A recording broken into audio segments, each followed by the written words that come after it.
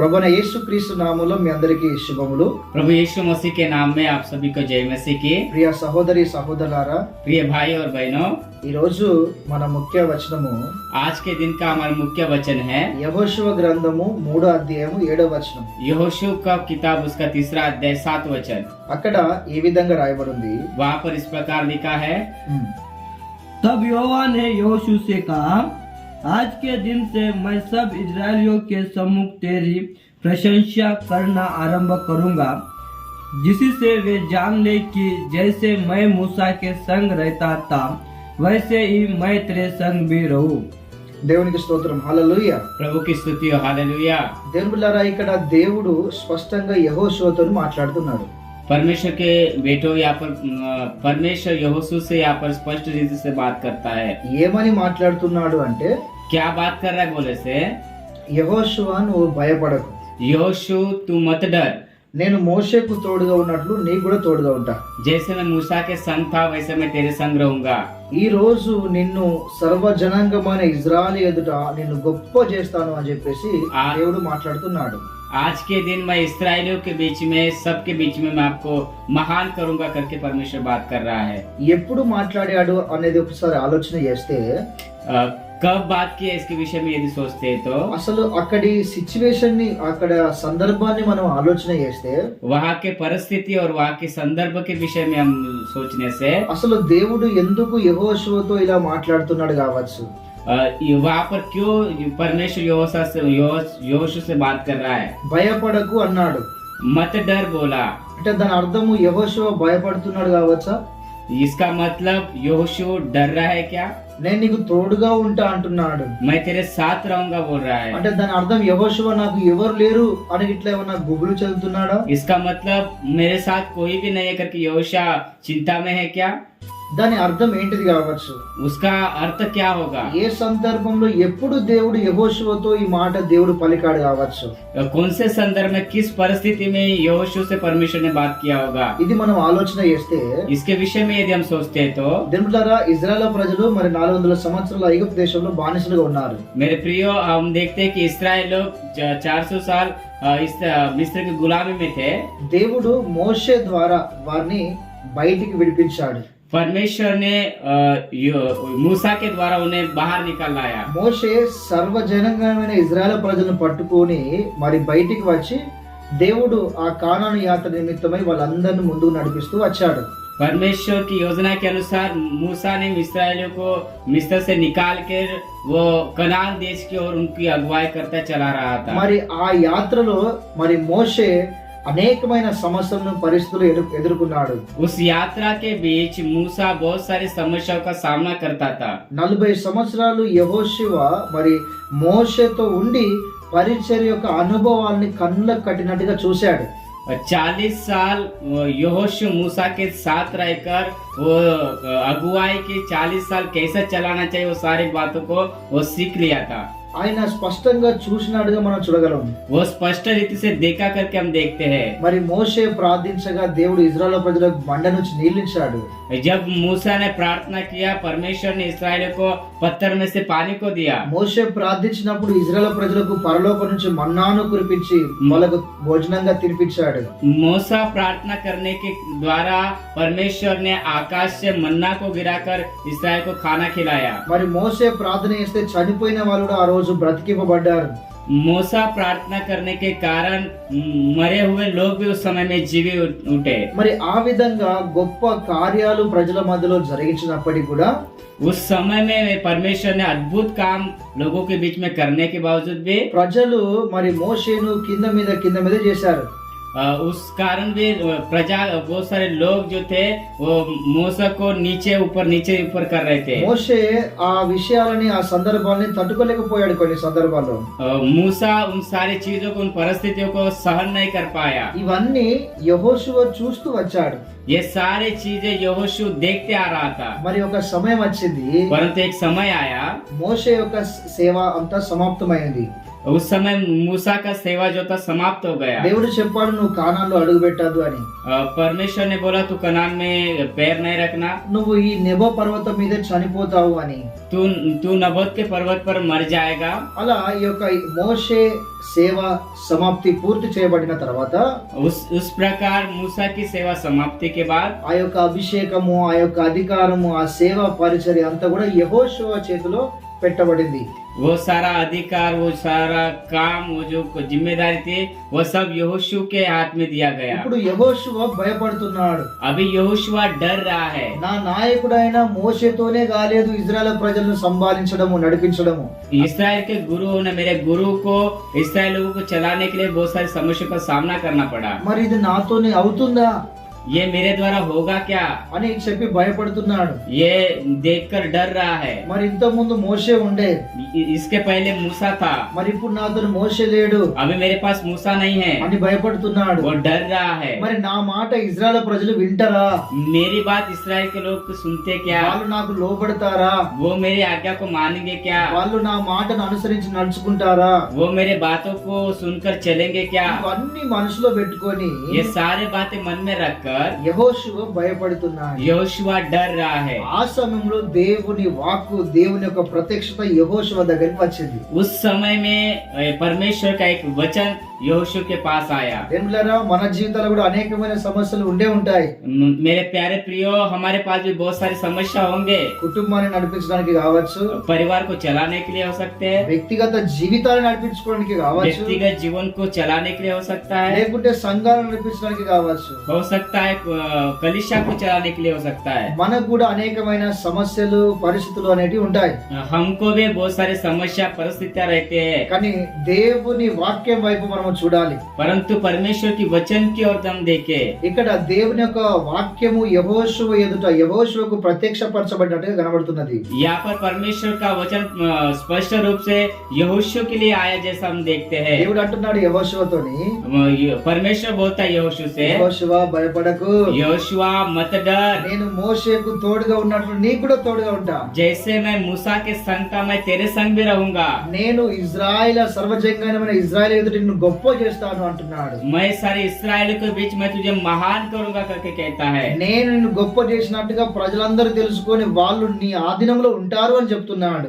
मैं लोगों के सामने तुझे महान करूंगा और वो तेरे अधीन रहेंगे करके बोलता है। ఇక్కడ దేవుడు అంటున్నాడు, యెహోషువ నిన్ను గొప్ప చేస్తాను, నేను వాడుకుంటాను, నేను ఆశీర్వదిస్తాను అని చెప్పేసి మాట్లాడుతున్నాడు. यहाँ पर परमेश्वर यहोशू से बोलता है, यहोशुआ मैं तुझे आशीषित करूंगा, मैं तेरा उपयोग करूंगा, मैं तेरे द्वारा काम करूंगा करके बोलता है। దేవులారా, ఈ రోజు నా అంశం ఏమైనది అంటే, मेरे प्यारे प्रियो, आज मेरा विषय यह है कि దేవుడు ఎవరిని వాడుకుంటాడు, परमेश्वर किसको इस्तेमाल करता, దేవుడు ఎవరిని గొప్ప చేస్తాడు. परमेश्वर किसको महान करता। బాగా చదువుకున్న వాళ్ళని గొప్ప చేస్తాడా? ज्यादा पढ़े लिखे को महान करता क्या? మంచిగా డిగ్రీ డిప్లొమాలో చేసిన వాళ్ళని దేవుడు గొప్ప చేస్తాడా? जिनके पास बहुत सारी डिग्री है उनको महान करता क्या? లేకపోతే నాకు మంచిగా ధనము, సంపత్తి, మంచిగా కార్లు, మంచిగా బంగ్లాలు ఉన్న వ్యక్తిని దేవుడు గొప్ప చేస్తాడా? मेरे पास बहुत सारी संपत्ति है, मेरे पास कार बंगला है, वैसे लोगों को परमेश्वर बड़ा करता क्या? దేవుడు ఎవరిని గొప్ప చేస్తాడు? परमेश्वर किसको बड़ा करता है? దేవుడు ఎవరిని వాడుకుంటాడు? परमेश्वर किसका उपयोग करता है? దేవుడు ఎవరిని ఆశీర్వదిస్తాడు? परमेश्वर किसको आशीषित करता है? ఇక్కడ యెహోషువతో మాట్లాడుతున్నాడు. यहाँ पर यहोशू से बात कर रहा है। యెహోషువ ఇజ్రాయెల్ ప్రజలందరి ఎదుట నేను నిన్ను గొప్ప చేస్తా అంటున్నాడు. यहोशू इस्राएल के सारे लोगों के बीच मैं तुझे महान करूंगा करके बोल रहा है। మీ కుటుంబంలోనే కావచ్చు, आपके परिवार में हो सकता है, మీ గ్రామంలోనే కావచ్చు, आपके ग्रामीण भागों में हो सकता है, లేకుంటే మీ సంఘాలనే కావచ్చు. आपके कलीसियाओं में हो सकता है। దేవుడు మనల్ని గొప్ప చేయాలని మీరు కోరుకుంటున్నారా? परमेश्वर आपको महान करना चाहिए करके आप सोच रहे हैं ఈ क्या? సందేశాన్ని చాలా జాగ్రత్తగా వినండి. इस वचन को आप बड़े ध्यान पूर्वक सुनिए। దేవుడు స్పష్టంగా మాట్లాడుతున్నాడు యెహోషువతో, परमेश्वर बड़ी स्पष्टता से यहोशू से बात कर रहा నేను है। ఇజ్రాయెల్ ఎదుట నిన్ను గొప్ప చేస్తాను అని చెప్పేసి मैं यो इस्राएल के बीच में तुझे महान करूंगा बोल रहा है। దేవుడు వాడుకోవడానికి ఒక 3 విషయాలు నేను చెప్తాను. परमेश्वर उपयोग करने के लिए 3 बातें मैं बताता हूँ। 2వ దినవృత్తాంతముల గ్రంథము दूसरा इतिहास 17వ అధ్యాయము 17 वचन 4వ వచనం నుంచి 17 వచనాలు మనం చదివినట్లయితే 4 वचन से 17 वचन तक पढ़ते हैं तो అక్కడ యెహోషాపాతు గురించి రాయబడి ఉంది. वहाँ पर यहोशापात के विषय में लिखा गया है। యూదులకు రాజైన యెహోషాపాతు గురించి రాయబడి ఉంది.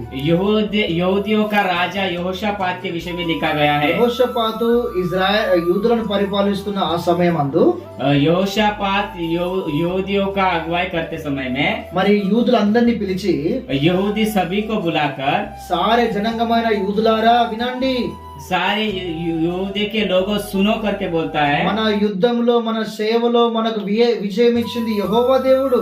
हम हमारे युद्ध में हमारी सेवा में हमको विजय देने वाला हमारा यहोवा परमेश्वर మన है। రాజ్యంలో శాంతి సమాధానం ఉంటే దానికి కారణం దేవుడు.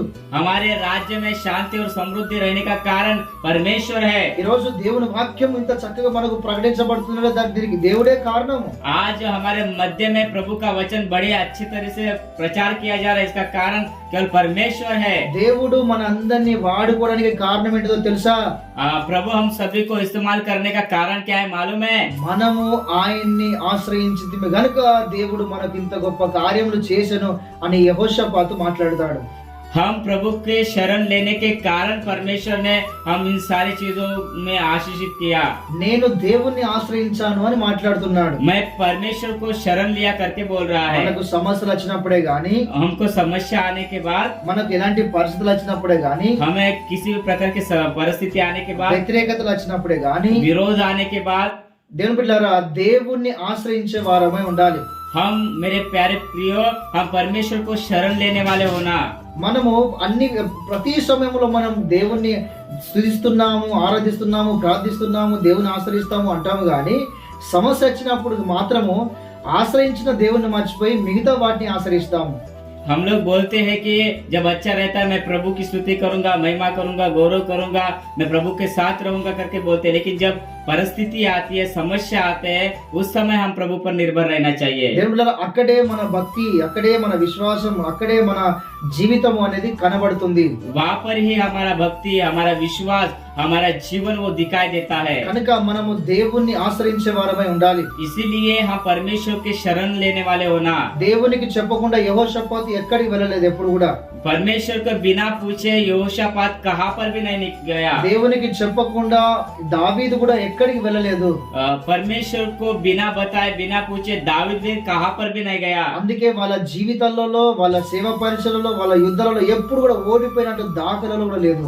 इसलिए उनके जीवन में, उनके युद्धों में, उनके राज्यों में वो कभी भी हारे करके कोई भी सबूत नहीं है। దేవుడు వాడుకున్నారు వాళ్ళని. परमेश्वर उनको उपयोग किया। దేవుడు ప్రజల మధ్యలో వారిని గొప్ప చేశాడు. परमेश्वर लोगों के बीच में उन्हें मान किया। కారణం ఏంటంటే వాళ్ళు దేవుణ్ణి ఆశ్రయించారు. कारण क्या है? क्योंकि उन्होंने परमेश्वर की शरण ली। ఈ రోజు ప్రజలు చాలా మంది, ముఖ్యంగా సేవకులు కూడా చాలా రకాలుగా వివిధ వస్తువులని, వివిధ పనులను ఆశ్రయిస్తున్నారు కానీ దేవుణ్ణి ఆశ్రయిస్తలేరు.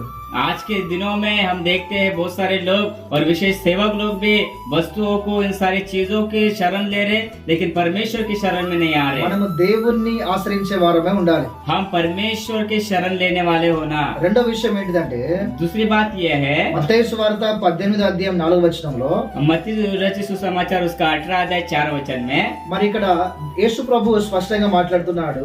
यहाँ पर यीशु मसीह स्पष्ट रीति से बात कर रहा है। ఎవరైతే చిన్న పిల్లల వలె తమను తాము తగ్గించుకుంటారో వాళ్ళు పరలోకంలో గొప్పవారు అని ప్రభు మాట్లాడుతున్నాడు. यहाँ पर यीशु बोलता है, जो छोटे बच्चों के समान अपने आप को दीन और नम्र करते हैं वो स्वर्ग के राज्य में बड़े किए जाएंगे करके वह यीशु बोलता है। తగ్గింపు జీవితాన్ని ఇక్కడ మాట్లాడుతున్నాడు. नम्रता की जीवन के विषय में यीशु बात करता है। దేవుడు మనల్ని హెచ్చించాలి అంటే మనల్ని మనం తగ్గించుకోవాలి. परमेश्वर हमको बढ़ाना चाहिए बोलने से हम अपने आप को नम्र करना चाहिए। మొదటి పేతురు రాసిన పత్రిక 5వ అధ్యాయము पहला पत्रस 5वां अध्याय 5-6 వచనాలలో 5-6 वचन में అక్కడ పేతురు ఈ విధంగా మాట్లాడుతున్నాడు. वहाँ पर पत्रस इस प्रकार बात करता है, దీన మనస్సు కలిగి నా హస్త నిక్షేపణ కింద ఉండండి, अधीन होकर मेरे मेरे अधीन रहो, నేను తగిన సమయం మందు మిమ్మల్ని హెచ్చిస్తాను అని దేవుడు మాట్లాడుతున్నాడు. उचित समय में मैं तुम्हें बढ़ाऊंगा करके यीशु बात कर रहा है। అంతేకాకుండా उतना ही नहीं, యేసు ప్రభు పరలోకాన్ని విడిచి ఈ లోకానికి వచ్చి यीशु मसीह स्वर्ग के राज्य को छोड़कर यहाँ पर आकर మరి మనకు చూపించింది, ప్రపంచానికి చూపించిన మొట్టమొదటి స్వభావం ఏంటిది అంటే తగ్గింపు జీవితం. हम सारे मानव जाति को दिखाया हुआ प्रभु का जीवन क्या है बोलने से उसकी नम्रता। యేసు ప్రభు దేవాది దేవుడై ఉండి రాజులకు రాజు ప్రభుల ప్రభు అయిన ఆ దేవుడు మహిమను సింహాసనం సమస్తాన్ని విడిచిపెట్టి ఈ లోకానికి మనుషునిగా నరునిగా ఈ లోకానికి వచ్చాడు ఆయన. परमेश्वर यीशु मसीह राजाओं का राजा प्रभुओं का प्रभु होने के बावजूद भी वो उन सारी चीजों को, उस वैभव को छोड़कर इस पृथ्वी पर आकर मानव रूप धारण कर एक मनुष्य के समान जीवन को जिया। ఇక్కడ తగ్గింపులో ఉన్న భావం అర్థం మనకు కనబడుతున్నది. यहाँ पर अधीनता का जीवन स्वभाव हमको दिखता है। దేవుని బిడ్డలారా, కొద్దిగా మనం ఎదిగినామని చెప్పేసి ఎప్పుడు మనం గర్వించకూడదు. अभी हम लोग बढ़ गए करके हम कभी गर्व में नहीं आना चाहिए। ఎంతో కొద్దిగా తెలుసుకున్నామని చెప్పేసి గర్వించకూడదు. मुझे थोड़ा मालूम है करके हम घमंड नहीं करना चाहिए। ఏ విషయంలో కూడా మనం ఎప్పుడు కూడా గర్వించకూడదు. किसी भी बात में हम कभी भी घमंड नहीं करना चाहिए। గర్వించిన దాన్ని బట్టి ఉజ్జియా రాజా మరి కుష్ఠ రోగం తెచ్చుకొని చనిపోయాడు. गर्व के कारण उज्जिया राजा जो था वो कुष्ठ रोग को लाकर मर गया। గర్వించిన దాన్ని బట్టి 7 సంవత్సరాలు నెబుకద్నెజరుకు గడ్డి తినిపించాడు జంగల్లో. गर्व के कारण नेबुकदनेस्सर राजा को परमेश्वर ने घास को खिलाया। మరి గర్వించిన దాన్ని బట్టి సాతాను కూడా పరలోకం నుంచి పాతాళంలో త్రోసివేయబడ్డాడు. गर्व के कारण शैतान भी स्वर्ग से नीचे गिराया गया। కనుక గర్వము అనేది, అహంకారం అనేది ఎవరి జీవితంలో కూడా ఉండకూడదు. इसलिए गर्व और घमंड की बातें किसी के जीवन में नहीं होना। అది సాతాను సంబంధమైనది. वो शैतान से संबंधित है। ఈ తగ్గింపు అనేది యేసు ప్రభు ద్వారా మనకు అనుగ్రహించబడింది. ये जो नम्रता है यीशु मसीह के द्वारा हमें दिया गया है। మన చూపుల్లో తగ్గింపు ఉండాలి, हमारे देखने में नम्रता होना, మన మాటల్లో తగ్గింపు ఉండాలి, हमारे बोलने में नम्रता होना, మన క్రియల్లో తగ్గింపు ఉండాలి. हमारे कार्यों में नम्रता होना। కొన్నిసార్లు తగ్గింపు కలగాలని మనం చెప్తాం గానీ ఆ తగ్గింపే మన జీవితంలో ఉండదు. कई बार नम्रता होना करके हम बताते हैं, लेकिन वो नम्रता ही हमारे अंदर नहीं होता। కానీ దేవుడి వాక్యం సెలవిస్తున్నది ప్రతి ఒక్కరి జీవితంలో, వినేవారి జీవితంలో, చెప్పేవారి జీవితంలో, అందరి జీవితంలో కూడా ఈ తగ్గింపు అనేది ఉండాలి. इसलिए वचन कहता है कि हर एक के जीवन में नम्रता होना चाहिए, चाहे वो बताने वाला हो चाहे वो सुनने वाला हो, हर एक के जीवन में नम्रता होना चाहिए। ఈ తగ్గింపు జీవితం లేకుండా ఒక వ్యక్తిని దేవుడు వాడుకోవడం అనేది అసాధ్యం. ये नम्रता बिना किसी को परमेश्वर इस्तेमाल करना बोलने से यह असंभव बात है। దేవుడు వాడుకోవాలంటే రెండోదిగా ఖచ్చితంగా తగ్గింపు జీవితం ఉండాలి. परमेश्वर इस्तेमाल करना चाहिए बोलने तो दूसरी बात है हमें निश्चय नम्रता होना चाहिए। తగ్గింపు జీవితం కలిగి జీవించాలి. हमारे अंदर नम्रता का जीवन लेकर हम जीना चाहिए। దేవుడు వారిని వాడుకుంటాడు, परमेश्वर उनको इस्तेमाल करता है। తగిన సమయంలో వారిని హెచ్చిస్తాడు. जब वो नम्र होते उस समय में वो प्रभु उन्हें उठाता है। ఎవరు తగ్గించుకుంటారో వాళ్ళు పరలోకమందు గొప్పవారని ప్రభు మాట్లాడుతున్నాడు. जो अपने आप को नम्र करते वो स्वर्ग में बड़े है करके प्रभु का वचन कहता है। మూడో విషయం ఏంటిదంటే तीसरी बात ये है మత్తయి సువార్త 20వ అధ్యాయం 25వ వచనంలో मत्ती रचित सुसमाचार 20 अध्याय उसका 25 वचन में అక్కడ రాయబడి ఉంది, वहाँ पर लिखा है యజమానుడుగా ఉండగోరు వాడు దాసుడు కావాలను అని రాయబడి ఉంది. जो स्वामी बनना चाहता है वो पहले दास बने करके लिखा है। దీని అర్థం ఏంటిది అంటే इसका अर्थ क्या है? అందరూ పెద్ద స్థాయినే కోరుకుంటున్నారు కానీ దేవుని బిడ్డలారా, మరి నేను చిన్న స్థాయిలో ఉండి పని చేయాలి, ఇతరులకు మాదిరిగా ఉండాలని మాత్రం కోరుకోవడం లేదు. हर एक व्यक्ति मेरे प्रियो बड़े स्थान में रहकर काम करना पसंद करता है, लेकिन कोई भी निचले स्थान में जाकर एक लोगों के लिए एक आदर्श का जीवन जीकर काम करने की पसंद नहीं करता। మోషేలాగా తయారు కావాలంటారు కానీ యెహోషువలాగా ఉండాలని అనుకోరు. हर एक व्यक्ति मूसा के जैसा बनना चाहते हैं, लेकिन यहोशू जैसा रहना नहीं चाहता। అందరు కూడా ఏలియాలు కావాలనుకుంటారు కానీ ఎలీషా లాగా ఉండాలనుకోరు. हर एक व्यक्ति एलिया बनना चाहता है, लेकिन एलिशा के जैसा नहीं रहना चाहता। కనుక దేవుని బిడ్డలారా, దేవుని వాక్యం సెలవిస్తున్నది నువ్వు యజమానుడు కావాలి అంటే మొదటిగా దాసుడు కావాలి అని చెప్పేసి. इसलिए मेरे प्यारे भाई और बहनों, वचन कहता है कि हमको स्वामी बनने के लिए पहले दास बनने की आवश्यकता है। మరి బైబిల్లో మనం ఆలోచన చేస్తే यदि हम बाइबल में पढ़ते हैं మరి అపోస్తల కార్యం 6వ అధ్యాయం 7వ అధ్యాయంలో प्रेरितों को काम 6 और 7 अध्याय में అక్కడ స్టెఫెన్ గురించి రాయబడింది. वापस स्टीफन के विषय में लिखा गया है। దేవుని ఆత్మ అతని మీద దిగి వచ్చింది, परमेश्वर का आत्मा उस पर उतर आया, సంపూర్ణ విశ్వాసం జ్ఞానం అతనికి ఉన్నది. पूरा विश्वास और ज्ञान उसके पास है। దేవుడు గొప్పగా అతన్ని వాడుకున్నాడు. प्रभु ने बड़े सामर्थ्य से उसका इस्तेमाल किया। దేవుని కొరకు తన ప్రాణాన్ని పెట్టాడు, హతసాక్షిగా మారిపోయాడు. प्रभु के लिए अपने जीवन को दिया, इतना बड़ी गवाही के रूप में वो हो गया। మరి ఇంత గొప్పగా అతన్ని వాడుకున్నాడు దేవుడు. इतने महानता से परमेश्वर ने उसका इस्तेमाल किया। దేవుడు ఆయన ఒక ఆ వచనాల్లో ఆ అధ్యాయాలలో ఆయన దేవుని కొరకు గొప్ప సాక్షి నిలబడ్డాడు.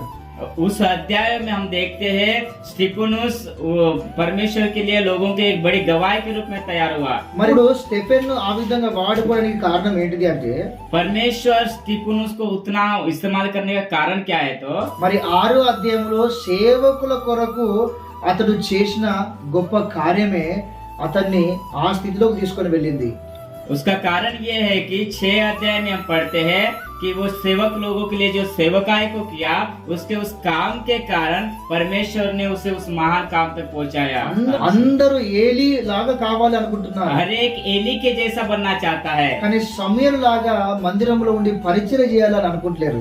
और लेकिन शमूएल के जैसा मंदिर में भवन में रहकर काम करना पसंद नहीं करते। అందుకొరకే మనకు ముందున్న వారు గొప్ప సేవలు చేశారు. इसीलिए हमसे पहले वाले बहुत बड़ी सेवा की है, వాళ్ళ తర్వాత సేవలోకి వచ్చిన మనం మాత్రం ఏం చేస్తలేము. लेकिन उनके बाद हम आए वाले सेवक हम कुछ नहीं कर पा रहे। ఎందుకు చేస్తలేము? क्यों नहीं कर पा रहे? మోషే తర్వాత యెహోషువ గొప్ప సేవ చేశాడు.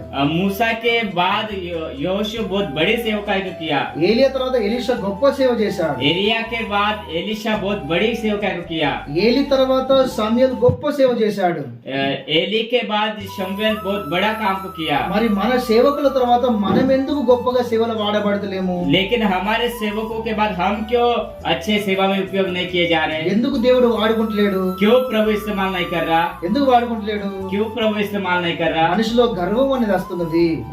मनुष्य में गर्व आ रहा మనిషిలో है, భక్తిహీనత వస్తున్నది. मनुष्य में भक्तिहीन आ रहा है, మనిషి ఎదగలేకపోతున్నాడు. मनुष्य बढ़ नहीं पा रहा है। ప్రయారిటీ ఇవ్వవలసిన దానికి మనం ప్రయారిటీ ఇవ్వలేకపోతున్నాము. जिसमें प्राथमिकता देना चाहिए उसमें प्राथमिकता नहीं दे पा रहे। దేవుని బిడ్డలారా, మనము పరిచారకులము కాలేకపోతున్నాము. हाँ मेरे प्रियो, हम अच्छे प्रचारक या सेवा करने वाले नहीं हो पा रहे, ఎందుకంటే మన మనసు ఒక పై స్థానాన్ని కోరుకుంటున్నది. क्योंकि हमारा मन एक बड़े औहदे को या एक बड़े पोज को ढूंढ रहा కానీ है। దేవుడు ఆ స్థానంలోకి మనల్ని తీసుకుపోవాలంటే ఫస్ట్ మనం దాసులం కావాలని ఇది వాక్యం సెలవిస్తున్నది. यदि प्रभु हमें वो स्थान देना चाहिए ऐसा हमको लगता है, तो हमको उससे पहले प्रभु का वचन कहता है हमें दास बनने की आवश्यकता है। దేవుడు మోషే తర్వాత యెహోషువను వాడుకున్నట్టు परमेश्वर मूसा के बाद यहोशू को इस्तेमाल किए जैसा, ఏలియా తర్వాత ఎలీషాను వాడుకున్నట్టు एलिया के बाद एलिशा का इस्तेमाल किए जैसा మనల్ని వాడుకోవాలంటే हमको इस्तेमाल करना चाहिए। बोले तो మనము పరిచారకుల వలె పని చేయాలి. हमें सेवक के जैसा काम करना चाहिए। ఈరోజు సేవకులు ఇలా కూర్చుంటారు, आज सेवक ऐसे बैठते हैं, నా ప్లేట్ కడకరా అంటారు, मेरा प्लेट धो के आ बोलते हैं, లేకపోతే నా షూలు మొత్తం సాఫ్ చేసుకోరా అంటారు, मेरे सारे जूते साफ करना बोलते हैं, లేకపోతే నా అన్ని పనులు కూడా చేయించుకుంటారు. नहीं तो मेरे सारे काम करा लेते हैं, వాళ్ళు మాత్రం చేయరు. लेकिन वो नहीं करते हैं। ఇలా సేవకులు సోమరులు అయిపోతున్నారు చాలా మంది. इस प्रकार सेवक लोग बहुत आलसी हो रहे हैं। ఇలా చాలా మంది సేవకులు సోమరులు అయిపోతున్నారు. इस प्रकार सारे सेवक लोग आलसी बन रहे हैं। మరి సోమరులను దేవుడు వాడుకుంటాడు. మరి मगर आलसियों को परमेश्वर इस्तेमाल करता क्या? అంత పెద్ద స్థలాన్ని కోరుకునే సేవకులను దేవుడు వాడుకుంటాడు. మరి फिर उतने बड़े पोज को देखने वाले सेवकों को इस्तेमाल करता क्या प्रभु? फिर నేను దేవుని పనిలో అనగా దేవుని యొక్క పొలంలో పనివాడను అని అనుకోవడం లేదు, కానీ నేను దేవుని పనిలో నేను ఒక రెవరెండ్ను, నేను ఒక బిషప్ను అని చెప్పేసి అనుకుంటున్నారు. प्रभु के कामों में सेवा में मैं एक प्रभु का काम करी हूँ नहीं बोलते हैं, लेकिन मैं एक रेवरेंड हूँ, लेकिन मैं एक बिशप हूँ, ऐसे अपने पोज को वो दर्शाते నేను हैं। ఎవ్వల మనసు నొప్పించడానికి మాటలు చెప్తలేదు, मैं किसी के हृदय को दुखाने के लिए बात नहीं बोल रहा, కానీ దేవుని యొక్క సేవ అనేది జరగడం లేదు. लेकिन परमेश्वर की एक सेवा जो है नहीं हो रही है। దేవుని కార్యాలు కనబడడం లేదు. परमेश्वर के कार्य दिख नहीं रहे हैं। ఎందుకు మరి మనల్ని దేవుడు వాడుకోవడం లేదు? क्यों परमेश्वर हमें इस्तेमाल नहीं कर पा रहा है? దేవుడు మరి యెహోషువతో మాట్లాడుతున్నాడు. परमेश्वर यहोशू से बात कर रहा है, నేను సర్వ జనాంగమైన ఇజ్రాయెల్ ఎదుట నిన్ను గొప్ప చేస్తానని మాట్లాడుతున్నాడు. मैं सारे इस्राएलियों के बीच तुझे महान करूंगा करके परमेश्वर बात ఆయన कर रहा మాట ఇచ్చి నెరవేర్చే దేవుడు. है। वो अपने बातों को पूरा करने वाला परमेश्वर, ఆయన మనిషి కాదు అబద్ధం ఆడడానికి, वो मनुष्य नहीं झूठ बोलने के लिए, ఆయన మనిషి కాదు మాట ఇచ్చి వాపసు తీసుకోవడానికి, वो मनुष्य नहीं है जो बात देकर वापस लेने के लिए, ఆయన జీవము గల దేవుడై ఉన్నాడు. वो जीवित परमेश्वर है, ఆయన చెప్పింది తప్పకుండా నెరవేరుస్తాడు. वो जो बताए वो निश्चय करता है. మరి ఎందుకు మన జీవితంలో నెరవేర్చబడనున్నది ఈ వాగ్దానము? परंतु क्यों हमारे जीवन में ये वाचा पूरा नहीं होता? 3 కారణాలు ఉన్నాయి. 3 कारण है. దేవుణ్ణి ఆశ్రయించడం లేదు ఈరోజు సేవకులు. आज प्रभु को शरण नहीं ले रहे, प्रभु के सेवक మనుషులను ఆశ్రయిస్తున్నారు, मनुष्य को शरण ले रहे, ప్రాజెక్టులను లేకపోతే దందాలను బిజినెస్ లో ఆశ్రయిస్తున్నారు, प्रोजेक्ट को और पैसों को और व्यवसाय को शरण ले रहे हैं, మనుషులను ఆశ్రయిస్తున్నారు, मनुष्य को शरण ले रहे, దేవుణ్ణి ఆశ్రయించడం లేదు. परमेश्वर की शरण नहीं ले रहे. రెండోది दूसरी बात, తగ్గింపు జీవితం లేదు. नम्रता का जीवन नहीं है. మూడోది तीसरी बात, పరిచర్య చేయాల్సిన దాసుని తత్వం లేదు. सेवा करने के दास का जो चरित्र है, वो कार्य है, गुण नहीं है उनके अंदर. ఇదే ఈ 3 కారణాలు మనం ముఖ్యంగా చూడగలము. ये 3 ही कारण है जो हम मुख्य रीति से देखते हैं. కనుక దేవుడారా మనము దేవుని ఆశ్రయించాలి. इसलिए मेरे प्यारे बेटो भाइयों, हमें परमेश्वर को शरण लेना, తగ్గింపు జీవితం కలిగి ఉండాలి. हम नम्रता का जीवन जीना, మనము పరిచర్య గుణము దాసుని గుణము కలిగి ఉండాలి. हम एक प्रभु के दास के गुणों को हमारे अंदर रखना ఇవి चाहिए. యెహోషువ జీవితంలో ఉండే. वो योशु के जीवन में था, అందుకే దేవుడు అన్నాడు, इसलिए परमेश्वर ने बोला, నేను మోషేకు తోడుగున్నట్లు నీకు తోడుగుంటా. मैं मूसा के संग था, मैं तेरे संग रहूंगा. నువ్వు ఏ విషయంలో కూడా బాధపడకు. तू किसी भी विषय में चिंता नहीं करना, ఫైనాన్స్ విషయంలో బాధపడకు, पैसे के विषय में चिंता नहीं करना, వచ్చే వ్యతిరేకతల విషయంలో భయపడకు, आने वाले विरोध के विषय में चिंता नहीं करना, నీ కుటుంబం గురించి భయపడకు, तेरे परिवार के विषय में चिंता नहीं करना, నువ్వు ఏ విషయంలో సంఘ పరిచర్య విషయంలో కూడా భయపడకు. तू अपने कलीसिया के सेवा के विषय में नहीं डरना, నీ గ్రామములో, तेरे कार्यों నీ में, రాష్ట్రంలో, तेरे राज्यों में, పూర్తిగా నీవున్న దేశంలో तू रहने वाले देश में, నిన్ను అందరి ఎదుట గొప్ప చేస్తానని మాట్లాడుతున్నాడు. मैं तेरे सारे बीच में तुझे महान करूंगा करके परमेश्वर बोल रहा है. కనుక ప్రియ సహోదరి సహోదరులారా, इसलिए मेरे प्यारे भाई और बहनों, సేవకులారా, सेवक लोगों, ఈ విధంగా మనము మన జీవితాన్ని ముందుకు కొనసాగించుకోవాలి. इस प्रकार हम अपने जीवन को आगे बढ़ाना चाहिए. దేవుడు ఆ వాగ్దానాన్ని మన జీవితం నెరవేరుస్తాడు. वो वचन को परमेश्वर हमारे जीवन में पूरा करेगा. యెహోషువను వాడుకున్న దేవుడు మనందరినీ వాడుకుంటాడు. यहोशू को इस्तेमाल करने वाला परमेश्वर हम सबका इस्तेमाल करेगा. దేవుడి మాటలు దీవించును గాక. प्रभु इन वचनों को आशीषित करे. Amen. Amen. Praise the Lord. Praise the Lord.